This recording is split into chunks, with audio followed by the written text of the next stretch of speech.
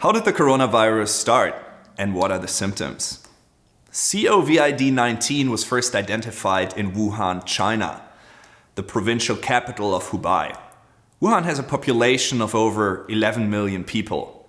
China has taken drastic steps to isolate infected patients in a bid to slow the spread, but the measures were unsuccessful.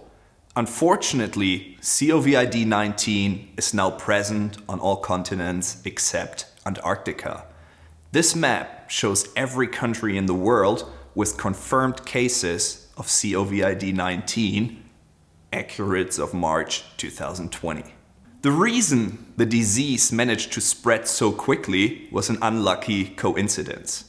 The outbreak began over the Chinese New Year, a time of the year where Chinese people from all over the world head home to celebrate with their family and friends. Due to the festivities, there would have been an enormous amount of people in close contact with one another.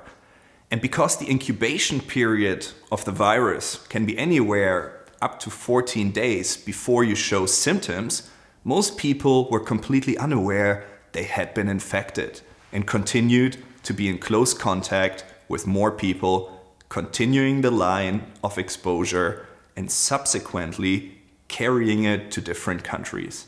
It was an unforeseen disaster.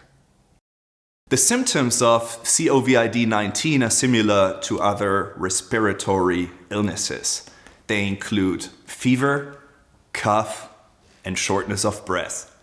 Symptoms are thought to appear as quickly as 2 days after exposure, but it's possible that it may be as long as 14 days.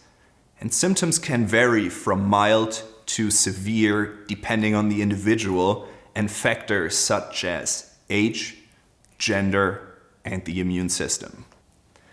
COVID-19 may start with a fever that gets gradually worse, and then a cough. Within a week, some people experience shortness of breath. Some people report aches and a sore throat. 81% of the cases are mild though. Those experiencing mild symptoms can recover at home in quarantine, taking strict precautions to avoid spreading the virus to others. Careful monitoring is warranted, but panic is absolutely not.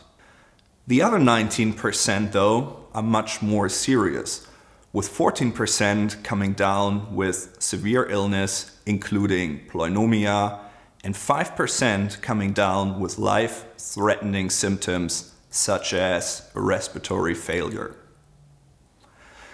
This severity increases with age and other pre-existing conditions. Pre-existing conditions that seem to increase the risk of severe illness and death include heart disease, diabetes, high blood pressure, and chronic respiratory disease. Children seem overall to be considerably less seriously affected by the virus. And one thing that has become clear is that fever is the only symptom that is nearly universal. Other symptoms could be mistaken for a variety of common illnesses, so you cannot know that you have COVID-19 without a specific test.